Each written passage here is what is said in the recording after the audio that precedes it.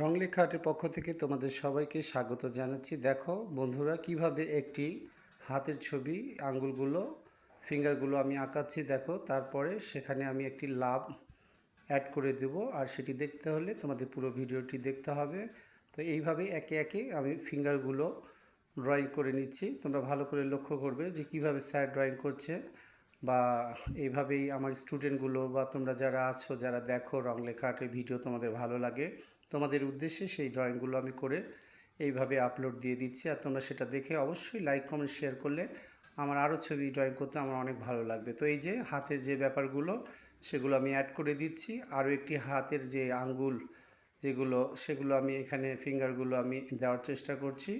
যে টুকিটাকি যে ফিনিশিংগুলো সেগুলো করে নিলাম, একটি লাভ এখানে অ্যাড করে দিলাম সুন্দর লাগার ক্ষেত্রে।